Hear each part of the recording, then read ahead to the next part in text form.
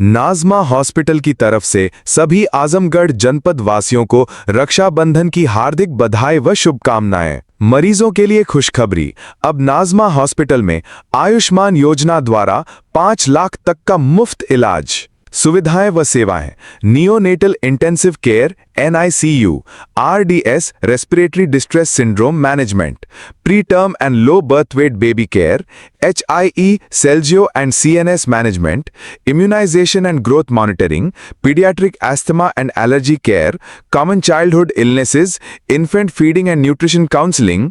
Doctor Zorar Ahmed MBBS DCH, senior consultant child and neonatal diseases, manager Mohammad Sadiq Shaikh, address Millat Nagar near Brahmasthan police चौकी, ब्रह्मस्थान आजमगढ़। अभिवादन स्वीकार कीजिए शमीम जराजपुरी का। आप देख रहे हैं खबरों नज़र चैनल। साथियों, मेरे साथ बातचीत करने के लिए मौजूद हैं मृतक संघ के अध्यक्ष लाल बिहारी मृतक। लाल बिहारी जी, आपकी उम्र इस वक्त कितनी है? हमारी उम्र 71 वर्ष हो गई है। अच्छा, कितने बच्चे हैं आपके पास? हमारे 2 बच्ची हैं, 1 बच्चे हैं। अच्छा, आप कहाँ के रहने वाले हैं? हम तो अमिलो नगर पालिका मुहारपुर के रहने वाले हैं, लेकिन हमारा जन्म स्थान है ग्राम खलीलाबाद संजरपुर और थाना निजामाबाद। आपके घर की क्या हालत है? माशी हालत जो है उसकी, घर की स्थिति क्या है? हमारे घर की पोजीशन तो अच्छा नहीं है, क्योंकि हम जिंदा मृतक के चक्कर में लगभग 50 वर्ष हो गया लड़ते हुए और बर्बाद हो गए और कहीं से न्याय नहीं मिला। तो आर्थिक क्या रहेगी, हर जगह पैसे की जरूरत है। हम करोड़ों की अमीलों की जमीन बेचकर जिंदा मुर्दा की लड़ाई में खर्च कर दिए, लेकिन न्याय कहीं से नहीं मिला। आप कब से अभिलेखों में आप मुर्दा करार दिए गए? कब से मुर्दा आप हैं, मृतक हैं? देखिए, 1976 में 30 जुलाई 1976 को राजस्व अभिलेखों में मृत घोषित किया गया था। न्यायालय नायब तहसीलदार तहसील सदर आजमगढ़ में मृत घोषित कर दिया गया था। वो मालिकान रजिस्टर में भी नहीं दर्ज है, न उसकी और कोई पत्रावली मिल रही है। तो वो फर्जी मुकदमा था, लेकिन मालूम नहीं किस कारण कैसे लोग हमको मृतक घोषित कर दिए। उसको जिंदा होने के लिए लगभग 18 वर्ष संघर्ष किए, अहिंसा पूर्वक विचारों को क्रांति मतलब अनोखे ढंग से संघर्ष किए और 30 जून 1994 को अभिलेखों में पुनः जिंदा जिला अधिकारी आजमगढ़ ने कर दिए थे। तो इतने वर्ष जो आपके बेकार हुए, जो खराब हुए, तो इसका कितना बड़ा नुकसान हुआ आपका? देखिए, कोई दंड वगैरह मिला आपको? देखिए, दंड तो नहीं मिला, उल्टे हमको दंडित कर दिया गया। हम अपने मानहानि हर्जा खर्चा के लिए माननीय हाई कोर्ट खंडपीठ लखनऊ में मुकदमा 25 करोड़ रुपए का दाखिल किए थे। तो उसमें समझ जाइए कि मुझे न्याय तो नहीं मिला, लेकिन हाँ 10,000 का जुर्माना मिला। मुझे दागी बना दिया गया और उस दाग को छुड़ाने के लिए मुकदमा को लेकर सुप्रीम कोर्ट गए, तो वहाँ से 10,000 रुपया और मुकदमा भी खारिज हो गया, लेकिन कहीं से न्याय नहीं मिला। इस समय आप समझ जाइए कि और एक समस्या बनी है, मैं गायब हो गया। आज के डेट में अभिलेख से मैं गायब हो गया। चार्जशीट और FR खोज रहा हूँ तो नहीं मिल रही है। आज भी मैं मुख्य न्यायिक के कार्यालय में और CO पुलिस CO के कार्यालय में, कोतवाली आजमगढ़ कार्यालय में, थाने पर जाके दौड़ रहा हूँ, लेकिन अभी फाइल नहीं मिली। और मैं आज श्रीमान पुलिस अधीक्षक से मिलने वाला था, लेकिन किसी कारण लेट हो गया, समय से नहीं जा पाया। अब सोमवार को फिर मैं मिलूँगा। तो इस तरह से जब मैं इसलिए गायब हो गया कि एक बार तो मुझे अभिलेखों में मृत घोषित किया गया था, किसी तरह से संघर्ष करने के बाद जिंदा हुआ। अब वो फाइलें गायब कर, रिकॉर्डर गायब कर दिया, सारा सबूत हमारा गायब कर दिया गया। तो अभी कोई आवश्यकता पड़ेगी तो ये कहा जाएगा कि आप नकल लाइए, पक्की नकल लाइए कार्यालय से। तो जब फाइलें नहीं तो पक्की नकल कहाँ से मिलेगी?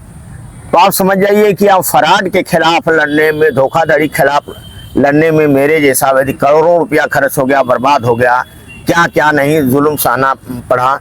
और आज भी फाइल गायब है, यहाँ तक कि वो चार्जशीट भी नहीं मिल रही है। अफआर भी जो उसको कहते हैं, कुछ लोग इंग्लिश में, हम लोग को नहीं पूरा समझ पाते हैं भाई, वो कानूनी कायदा वो भी गायब हो गया। तो किया क्या जा।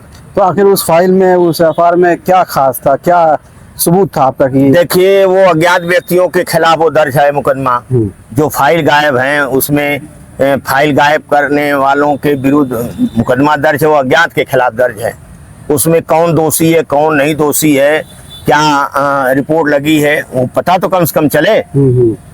तो ये एक समस्या वो भी नहीं मिल रही है। हम मृतक संघ के बैनर तले लड़े और इसमें मुख्य रूप से मीडिया सहयोग किया, और मीडिया के सहयोग से मैं भी जिंदा हुआ, कई हजार लोगों को मैं जिंदा कराया। जिला अधिकारी ने संज्ञान मिला? हाँ, हमारे लिए जिला अधिकारी लिया, लेकिन इस मैटर पर, जिंदा मुर्दा के मैटर पर माननीय हाई कोर्ट इलाहाबाद एक जनहित याचिका मृतक संघ के बैनर तले वो लिया, और उसमें फिर राष्ट्रीय मानवाधिकार आयोग गया। इस तरह की लंबी लड़ाई रही। संघर्ष आपकी लड़ाई लड़े तो आपके कितने जो पैसे खर्च हुए?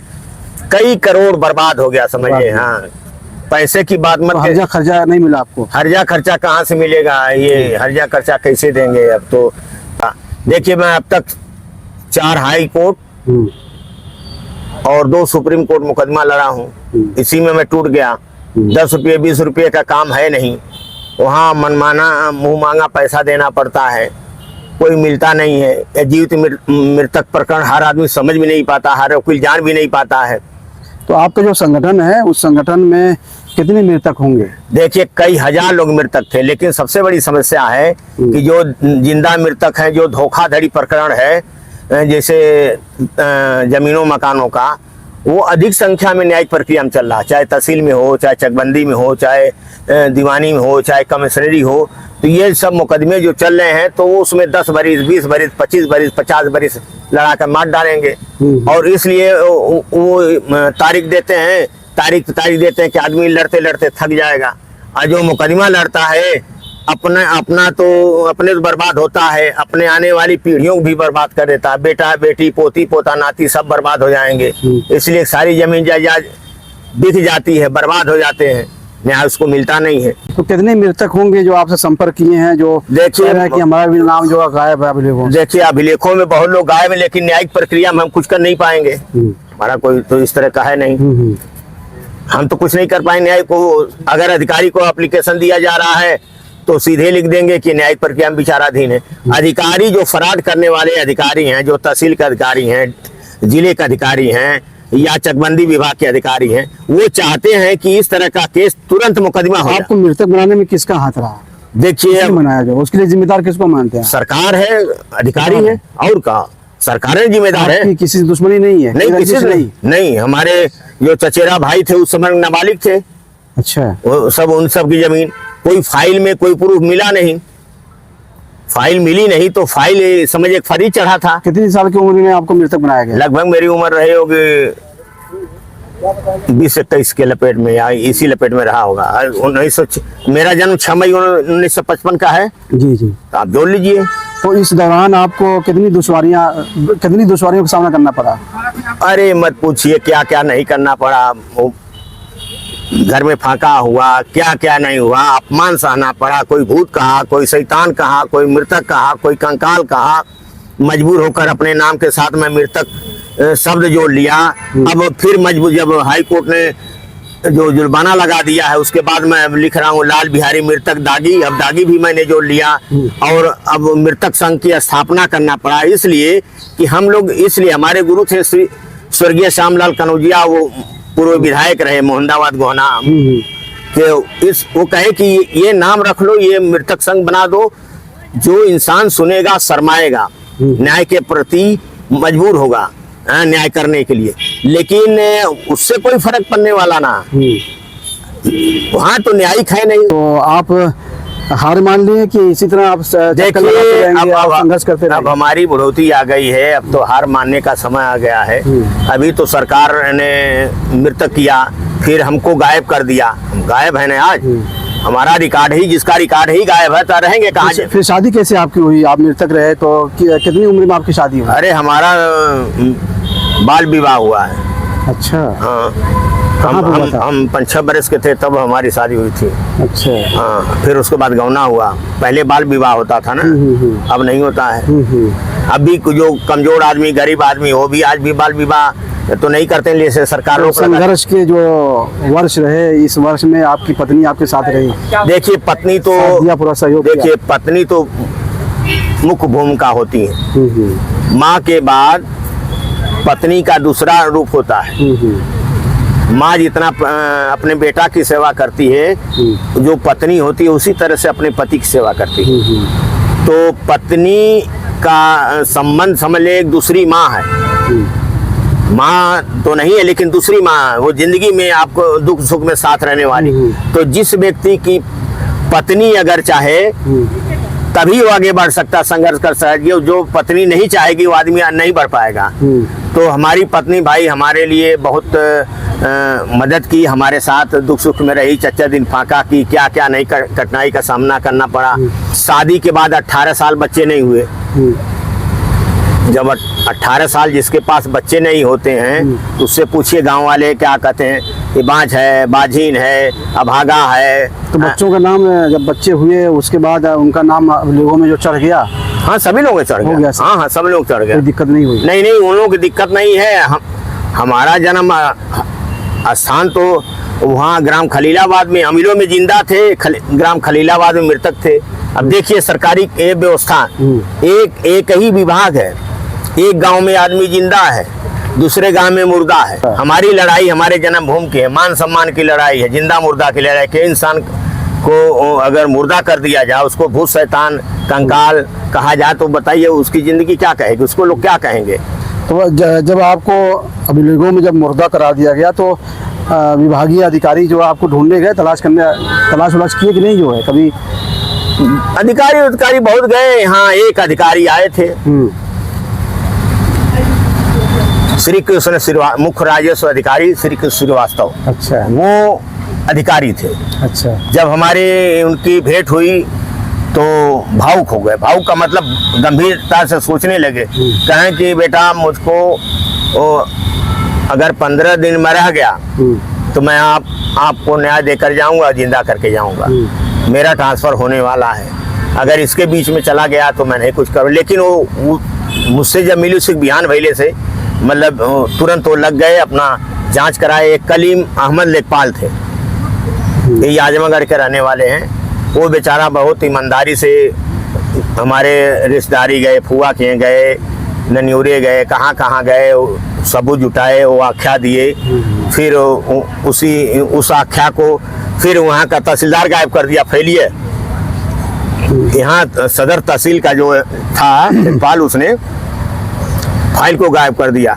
तो उस समय वो फोटो कापी उससे खड़बड़ मशीन से खींचा जाता था, तो उससे 2-4 पन्ना में रखा था खींच फोटो कापी कराकर। तो फिर उसको दिया तो उसी पर जांच हुई। तो हौसला प्रसाद वर्मा जो जिला अधिकारी थे वो अपना मतलब आदेश दिए, पुनः जिंदा हो गए अभिलेख में। बलबिहारी जी जब आप जिंदा हो गए तो फिर मृतक क्यों हैं और मृतक की लड़ाई क्यों लड़ रहे हैं आप? देखिए तो खामोश घर बैठ जाना चाहिए था, देखिए अपनी जिंदगी को मसरूफ कर लेना चाहिए था। देखिए हम भी एक इंसान हैं, एक दिन हम पैदा हुए हैं, एक दिन हमको मर जाना है। चाहे राजा हो, रंग हो, फकीर हो, चोर हो, चंडाल हो, कतली हो, बेईमान हो, हाँ सबको मरना है, मुझे भी मरना है। लेकिन मैं जानता था, ये समझता हूँ कि जब किसी को फोड़ा होता है तो उसको दर्द होती है, दूसरे को भी फोड़ा होता है उसको भी दर्द होती है। मेरे जैसे लाखों करोड़ों लोग होंगे पूरे भारत में जो राजस्व विभाग से पीड़ित है। और देखिए जमीन मकान के संबंधित आए दिन गांवों, कस्बों, शहरों में झगड़ा, फौजदारी, हत्या, मुकदमा, अपराध की वृद्धि हो रही है। इसका मुख्य कारण है जमीन जायदाद का जो फ्रॉड है, अधिकारी कर्मचारियों का फ्रॉड है, इनका अन्याय है, उसी कारण ये हो रहा है और डाल देते मुकदमे में। तो आप चाहते क्या हैं? हम ये चाहते हैं कि इस पर जांच हो, हाँ, इस पर कानून बने, लेकिन कोई नेता मंत्री चाहे किसी दल का हो इस मैटर को उठाएगा नहीं। एक नेता उठाए थे, माननीय श्री जगदम्बिका पाल, कांग्रेस में रहे, वो विधान परिषद में 2 बार प्रश्न को उठाए थे लखनऊ में, और इस समय तो वो मतलब भाजपा में है, लेकिन उनसे तब से हमारी भेंट नहीं हुई। मैं कई बार प्रयास करना चाहा, तो इस तरह से नेता भी नहीं चाहता है। नेता ये चाहता है कि आदि जनता के पास समस्या बनी रहे, तो जब समस्या बनी रहेगी तभी नेता का लाभ होगा। जब समस्या हल हो जाएगी तो नेता के पीछे क्यों कोई जाएगा। अच्छा, क्या नाम इनका है? मेरा नाम रामविलास यादव है, मेरा पिताजी का नाम रामलाल यादव है। अच्छा, जबकि हमारे बाबा जी की मृत्यु 19/12/99 हुई। तो मेरे बाबा के चचेरे उनके भतीजे थे, उन्होंने यहाँ के तहसीलदार में एक एप्लीकेशन डाल दिया कि मेरे चाचा का कोई लड़का नहीं है, उनकी विरासत हमारे नाम होनी चाहिए। और 19/12/99 को मेरे पिताजी का विरासत दाखिल हो गया चकबंदी में, यहाँ तहसील में। हमारा ग्राम बबरा रेवाड़ी में था, हो गया, शमसुद्दीनपुर में हो गया, मस्जिद मंगवा में हो गया। उसमें जो तहसील के अधिकारी थे वो खारिज कर दिए कि 19/12/99 को जो दरखास्त दी गई तो उस पर लगा कर खारिज कर दिए कि अभी उनका लड़का नहीं। विरासत के लिए हम लोग कम से कम 20 साल मुकदमा लड़े, अभी जाके हम लोग को विरासत हुई पिताजी की और जमीन कब्जा हुई है। बात में पता हुआ तो हमारे पिताजी साइकिल से गए थे, इनके सामने गए थे, अपनी बात रखे, और हमारी ये लड़ाई बहुत तरीके से लड़े, बहुत संघर्ष किए हैं। हम इनको भगवान की तरह मानते हैं, जितना संघर्ष किए उतना कोई नहीं करने वाला है। कब न्याय मिला आपको? हमको मिला जहानागंज चकबंदी से 2010 को मिला था। अच्छा, फिर इसके बाद उसने अपील कर दिया बंदोबस्त अधिकारी के यहाँ, वहाँ 4-5 साल मुकदमा लड़े। फिर इसके बाद मुकदमा उनकी अपील खारिज हुई तो हमारी विरासत पूरा क्लियर हो गई। फिर इसके बाद हम लोग 124 के धारा में जो फरमाइश कराते हैं उसका एप्लीकेशन दिए एसडीएम साहब के यहाँ, तो हम लोग को कब्जा मिला 2018 में जाके, अभी कब्जा है हम लोग का। साथियों, लाल बिहारी मृतक, इन जैसे न जाने कितने मृतकों की आप लड़ाई लड़ रहे हैं, और न्याय की इस जंग में और इस लड़ाई में आप कभी खामोश नहीं बैठे। आज भी ये संघर्ष कर रहे हैं, आवाज़ उठा रहे हैं मृतकों को इंसाफ दिलाने के लिए। अब हमसे बातचीत कर रहे थे। खबरों नजर चलने के लिए शमीम जराजपुरी, आजमगढ़।